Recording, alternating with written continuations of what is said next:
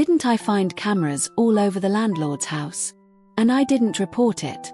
Me, the cross-dressing tenant. Couldn't I use him to get rid of those two? My cross-dressing. Never told a soul. My face was delicate, my build slender. With a voice I'd meticulously trained to be soft and a knack for the right makeup and outfit. Anyone who saw me thought I was a blossoming young woman. My new landlord was no exception. I'd just moved into the Gardenia Heights neighborhood this afternoon. The guy who greeted me was a middle-aged dude with a bushy beard, looking like he belonged on a motorcycle, not managing apartments. His name was Hank Peterson, and he'd been waiting for me by the complex gate. He was surprisingly friendly, greeting me warmly, not only helping with my suitcase but also showering me with compliments about my beauty. Every now and then, he'd pepper in questions like, "Got a boyfriend, sweetheart?" I'd feign shyness, giving vague answers. Boyfriend. Last night, some jerk named Darren Jones tried to make a move on me. Too bad Darren's dead now. I'd stuffed his body into the very suitcase Hank was currently hauling. "Whoa, this suitcase of yours is heavy, missy." Hank grunted, turning back to me with a surprised look. I quickly offered a bright smile. "Yeah, I've got a lot of clothes. I can take it, really." "Nah, no sweat, little bit of weight ain't nothing." We chatted as we reached the front door of the rental. It was a 2-story suburban house. Hank said he lived downstairs, and the upstairs was for rent. He unlocked the upstairs door, then carefully helped me drag the suitcase inside. He looked like he was struggling, and for good reason. It was the body of a full-grown man in there. Hank caught his breath, then started showing me around. The upstairs was a self-contained apartment with its own bathroom and kitchen. All the appliances were there, and the place was clean and tastefully decorated. The windows and layout were pretty decent. What really caught my eye was the 7-color chandelier hanging from the ceiling. Hank said it was all the rage, classy and elegant, perfect for a young lady like me. I looked up at the light. It really was pretty. But I knew there was a camera hidden inside that chandelier. Not just there, either.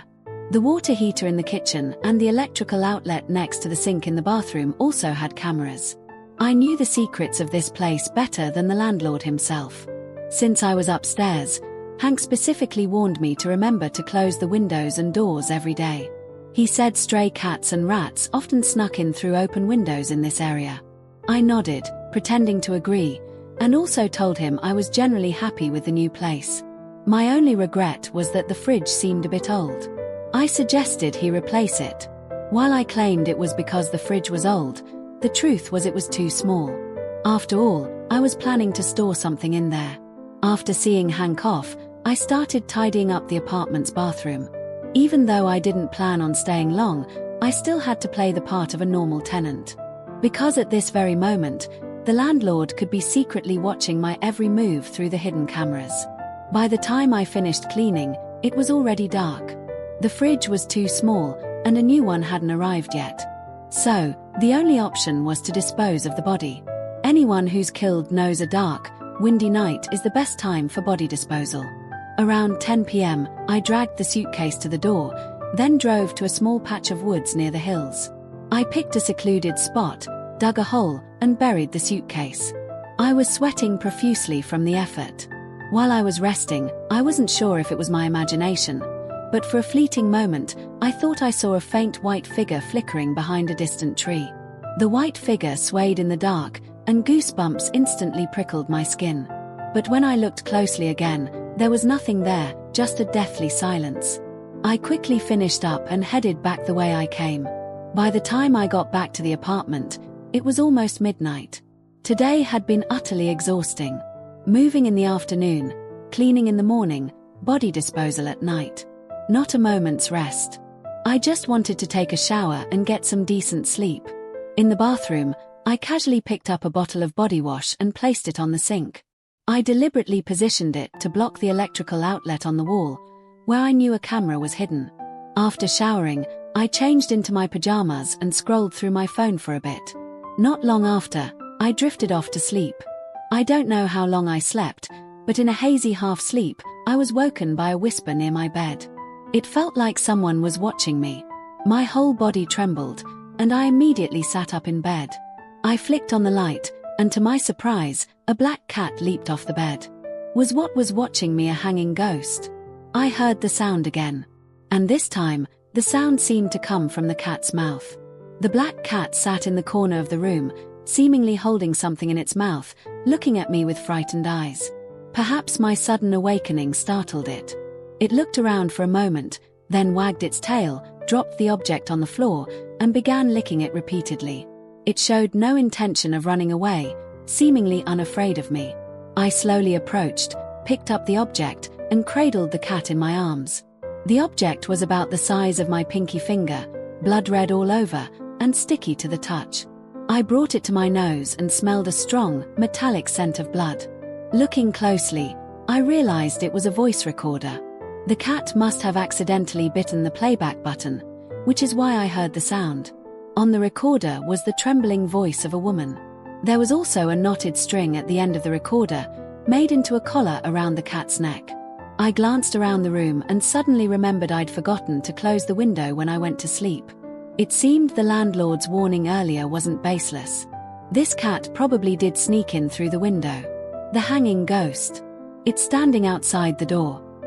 The voice recorder in my hand suddenly spoke again.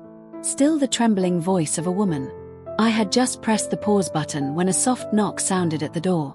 My whole body trembled again. I quickly put the cat down and rushed to the door. Peeking through the peephole, I saw a woman in a white dress standing outside. She knocked twice more, then spoke. "Excuse me, my cat seems to have run into your room. I'm here to find it." As soon as I opened the door, the black cat darted out, leaping into the woman's arms. The woman at the door was very beautiful, around 30 years old, with fair skin, but her face looked a bit pale under the light.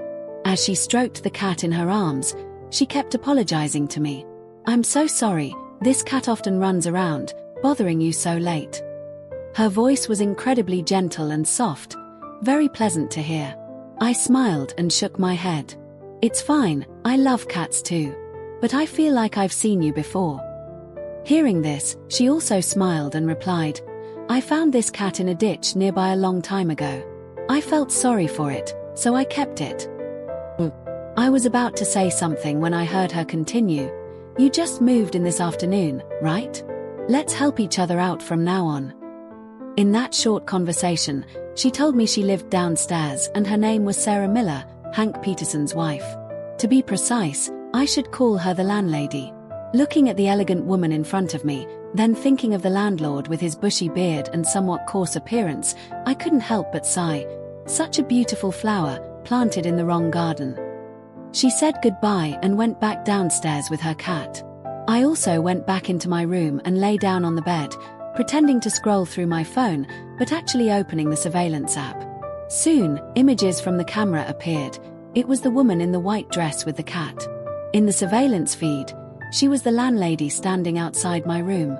From the camera feed, I clearly saw the scene in her downstairs apartment. I had actually installed cameras a long time ago. I put on my earphones and continued to watch the camera feed on my phone. The landlady locked the door as soon as she entered the room. Then she did something very strange. She pressed her eye to the peephole on the door, observing outside. Soon, I saw her suddenly shudder, then immediately run towards the bed and pull the covers over her head. It seemed she had seen something terrifying outside the door. And at this moment, the landlord was completely absent from home. I knew their schedule very well after a long period of monitoring. Currently, he was working a night shift at some warehouse and wouldn't be back until morning. She hid under the covers for a long time, almost 10 minutes, before she dared to sit up. Then she sat at her desk, took out a notebook from a drawer, and started writing something. It was her habit to write every night. I guess she was writing a diary, but due to the camera angle and distance, I couldn't clearly see the content. After writing for a while, she put down her pen, put away the notebook, and went to bed. After such a commotion, I was no longer sleepy. I was too lazy to close my eyes and decided to just watch the camera all night to see how she slept. Even though it was a long, sleepless night, I quite liked having someone keep me company like this. This wasn't the first time I'd done this. That night passed quite peacefully. The woman downstairs seemed to have returned to normal. The next morning, she woke up very early and prepared a lavish breakfast. As usual, at exactly 7 a.m., she left for work. Around 8:30 a.m., the landlord also returned from his night shift as usual. At that moment, I was a little envious of him, because every morning when he came home from work, he could eat the breakfast prepared by his capable wife. What more could a man ask for with a wife like that? After breakfast, he sat down in front of the computer, expertly turned it on, entered the password, and began to watch the surveillance cameras in my room. His wife was completely unaware that the landlord was secretly monitoring the upstairs tenant. I was a little puzzled. He had such a beautiful and kind wife. Why would he do something like this? Perhaps his true nature was that of a typical perverted man. I lay on the bed, shifting my position slightly, making sure my phone screen was always within the view of the camera hidden in the chandelier. Except for the downstairs bathroom, I could observe almost every corner of his house through the camera. I could even clearly see on his computer screen the image of myself lying on the bed, playing with my phone. I turned off the surveillance feed on my phone, watching his computer screen as he watched me lying on the bed. A faint smile played on my lips, and I could even clearly see my own secretly smiling expression. I couldn't help but marvel, high-resolution camera, truly exceeding expectations. I continued to stare at the surveillance screen on my phone and pretended to stretch and run my hand through my hair. Initially, I even planned to perform a series of provocative actions to mess with the landlord. But at that moment, I suddenly saw on his computer screen that the closet door behind me seemed to be slightly ajar. Through the crack in the closet door, I faintly saw what looked like a hand peeking out, then immediately retracting. I suddenly felt my scalp tingle. Someone was hiding in the closet behind me. I took a deep breath, trying to stay calm. I couldn't let the landlord downstairs realize something was amiss from my reaction, nor could I let the person in the closet know I had discovered them. However, it seemed the landlord had also seen the movement at the closet door through the screen. I saw him glued to his computer screen, then quickly manipulated the mouse, slowly zooming in on the crack in the closet door. Immediately, the image became clearer. Within the crack, a pair of vague, cold eyes gradually appeared. The person in the closet was staring at me through the crack.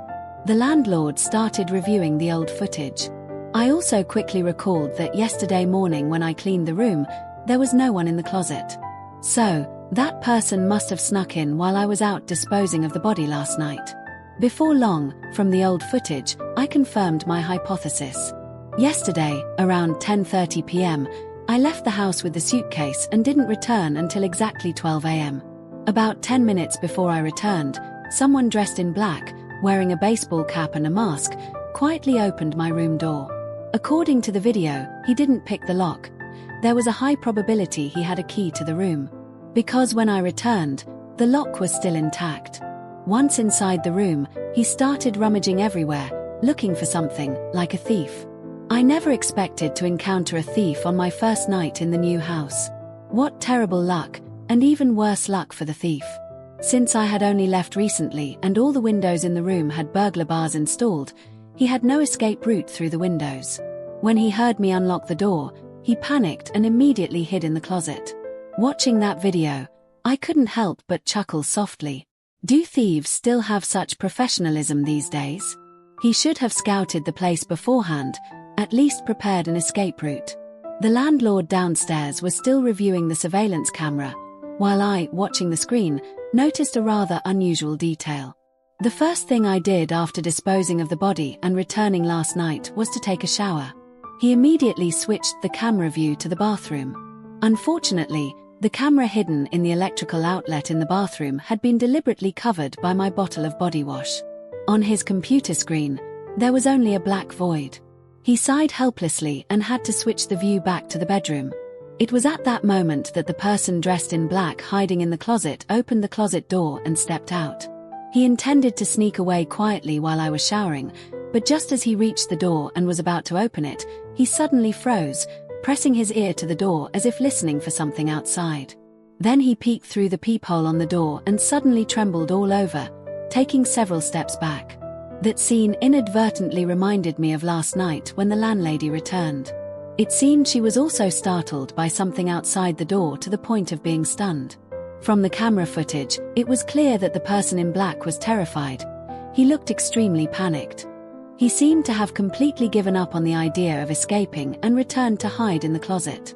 After showering, I, of course, had no idea someone was hiding in the house. At that time, I climbed into bed, played with my phone for a while, and then turned off the light to sleep. The landlord's computer screen also gradually darkened with the scene in my room. Thanks to the moonlight streaming in from the window, the footage in the room was still bright enough to show faint outlines. And it was just a short while after I had just dozed off that the closet door creaked open again. The person in black once again intended to escape, but just as he stepped out with one foot, a black shadow suddenly leaped into the room from the window. It was the black cat of the downstairs landlady. It held the voice recorder in its mouth and jumped onto my bed, and it was the sound from that recorder that woke me up. The person in black, seeing this, frantically scurried back into the closet. Immediately after, the landlady knocked on the door looking for her cat. After she left, I lay on the bed and continued to watch the camera. During that entire time, the person in the closet had no opportunity to escape. I held my breath but listened towards the closet, only hearing a few very faint rustling sounds. It seemed the person hiding in there was also struggling to remain calm. The landlord was still reviewing the surveillance footage. I was about to get up to use the bathroom for a bit. However, at that moment, the landlord's next action caught my attention. I saw him suddenly turn his head and look towards the door, as if he had just heard something. I immediately turned up the volume on my earphones, but I didn't hear anything unusual. Then I saw him turn off his computer and slowly walk to the door of the room. He also imitated the actions of the landlady and the thief last night, peeking out through the peephole. But after just one look, his legs immediately turned to jelly, and he collapsed to the floor. It looked as if he, too, was terrified by something outside the door. Immediately after, he suddenly clutched his neck with both hands, then fell to the floor, struggling violently, manually strangling himself until his face turned red, gasping for breath, his face twisted in horror, as if possessed. Seeing that scene, I couldn't help but shiver. It was too horrifying. He continued to writhe on the ground, his hands still not letting go of his neck. Finally, his whole body convulsed, he rolled and crawled into the bathroom, and not long after, he fell completely silent. The landlord's strange behavior made me feel extremely peculiar. At that moment, I really wanted to rush to the second floor, wanting to know what he had seen through the peephole, but I also understood that curiosity killed the cat. I wasn't interested in losing my life right now. I still had unfinished business with the person in the closet. I turned off my phone, yawned, and stretched. Watching my phone for so long, I was truly exhausted. I rubbed my eyes, then got up to wash my face, make breakfast, eat breakfast, and then continued to clean the bathroom, water the flowers, read a book, listen to music, and practice yoga. Everything went smoothly, like a routine. In short, I wasn't planning on leaving the house today. I would keep an eye on the closet behind me. I wanted to see how long the person in black intended to hide. Consider this time, I was determined to play him at his own game, see who had more patience. Around midday, the sky began to darken, as if threatening rain. Sure enough, it wasn't long before thunder roared and rain poured down like a waterfall. Such heavy rain, it really wasn't convenient to chase away a guest. Mosquitoes also started appearing and buzzing in the room. I lit a mosquito coil and placed it in the corner of the wall, then lay back down on the bed to play with my phone again. The person in the closet and I continued this standoff all day. Until nightfall, he still didn't dare to come out. By this point, I estimated that he had been hiding in the closet for at least 20-some hours. That guy was truly stubborn, enduring without food or water. The problem was, how was he holding his bladder and bowels? Was he just going in the closet? I didn't dare to think any further. Around 9 p.m., I saw on the camera that the landlady had returned from work. However, it was a bit strange. She came home a little earlier than usual today. As she stepped towards the bathroom door, she was immediately startled by something, then rushed into the bathroom, calling her husband's name desperately. But I didn't hear any reply from him. Although my camera couldn't capture the inside of the bathroom, I knew there was a high probability that the landlord was dead. Immediately after, I saw the landlady stumble out, fumbling in her bag for her phone, probably intending to call an ambulance or the police. Because her whole body was trembling, when she took it out, she dropped her phone on the ground. Crack! The screen shattered. She quickly picked it up to check, and it was completely dead. I watched the scene and thought to myself, what kind of phone is that fragile? In the camera footage, her face became increasingly panicked. After a moment of thought, she immediately rushed out the door and ran straight upstairs. Not long after, I heard urgent knocking. I turned off the surveillance screen, quickly touched up my makeup a bit, then calmly went to open the door. The landlady stood there with a panicked expression. I pretended to be surprised and asked, "Sister, what's wrong? You don't look well." She seemed to suddenly notice my presence and quickly said, "Girl, are you still home?" I nodded repeatedly. "Of course. Come in." As soon as she entered the room, she carefully closed the door, even helping me bolt it from the inside. "Girl, my phone's broken. Can I use your phone to call the police?" I pretended to be confused and asked, "What happened that you need to call the police?" She gasped, her voice almost choked. "My husband, he's dead." I feigned a startle. "What? The landlord is dead? How did he die?" She gripped my hand, speaking excitedly. "He died in the bathroom, in a very strange posture. It looked like he strangled himself to death. Please, help me call the police." I quickly helped her sit on the chair, calmed her down, then pulled out my phone and pretended to call the police. Of course, I didn't actually call the police, because if they came and found cameras all over the room, it would be a hassle. I deliberately walked towards the window, away from her, and began to play my role. "Yes, is this the police station? There's a death at 14 Gardenia Heights. The deceased is the landlord.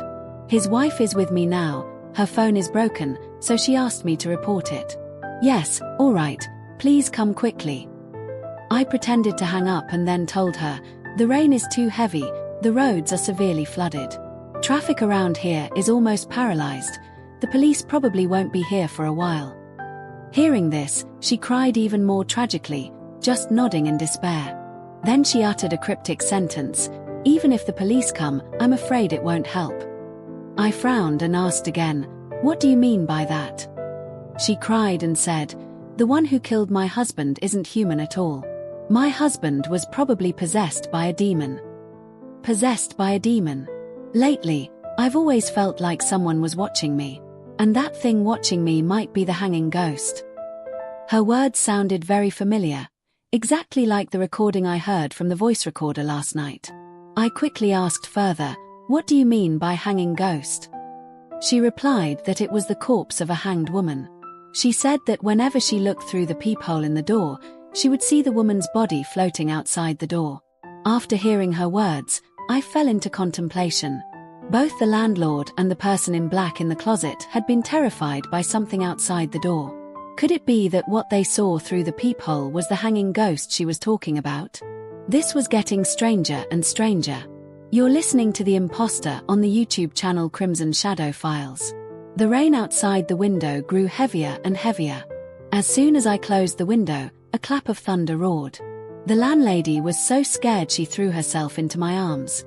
I gently patted her back and said, "The police might still need a while to get here. How about you stay here for the night? We can look out for each other." She looked out the window, her eyes red-rimmed, and nodded gratefully. Losing her husband was like losing a part of herself. Her vulnerability was striking, her despair palpable. In her eyes, I was now her closest confidant.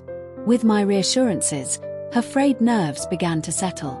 I told her rushing wouldn't help, that she should wash her face and rest. She simply nodded, a silent acceptance of my instructions. I found her a change of clothes. Her build was quite similar to mine. My clothes would undoubtedly fit her well. There was only one bed in the apartment, so sharing was inevitable. Through the camera, I'd watched her sleep almost every night. Sleeping in the same bed tonight felt like the closest I'd been to her. My only regret was that there was still an unwelcome observer in the closet. But then again, the guy in that closet was getting quite a show, wasn't he? A front row seat to two beauties sleeping, a perk he certainly hadn't earned. Since the landlady and I had only just met, there was a slight awkwardness in sharing a bed. She turned her back to me, curled up, her breathing soft, not uttering a word. Just as I thought she was asleep, she unexpectedly turned over and asked, "Sister, do you have mice in your place? I think I heard something in the closet." Her question stunned me. I quickly feigned fear. Mice.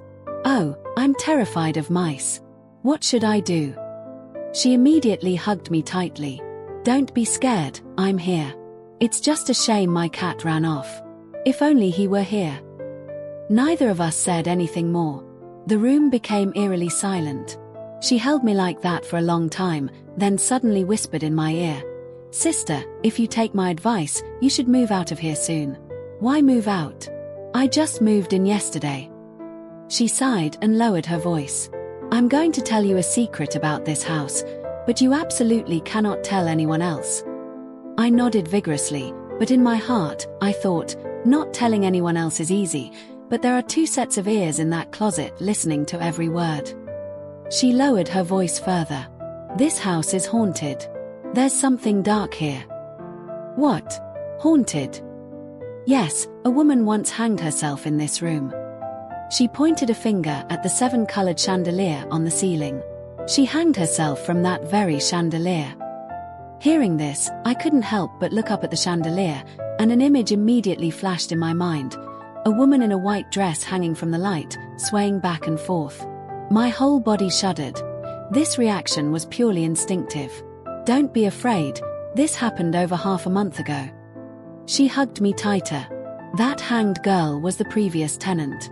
The police concluded it was suicide, but only I know she was strangled with a chain and then hanged. I swallowed hard and asked, "How do you know that?" She sighed and continued, "Remember seeing my black cat last night?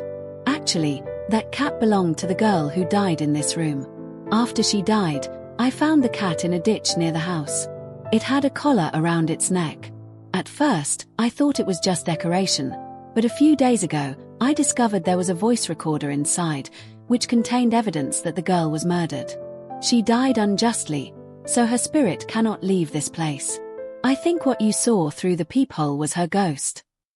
Her words plunged me into deep thought. After a moment, I suddenly asked, "So, do you know who killed that girl?" She recalled and replied, "The recording mentioned the perpetrators. There were 3 people in total, and one of them was this very landlord." She said that she and her husband had rented this 2-story house a long time ago. At the time, they rented it because it was cheap, never expecting it to be haunted. Actually, they only lived on the 1st floor, then decided to rent out the 2nd floor. When I moved in yesterday, they became my landlords. To be precise, they were just my intermediate landlords. She said she had never met the real landlord. The rental agreement was negotiated by her husband with that person. But she could confirm that the real landlord was definitely not a good person. The other day, the bathroom heater broke, and she called an electrician to fix it. The result was that a miniature camera was found inside the newly replaced light bulb.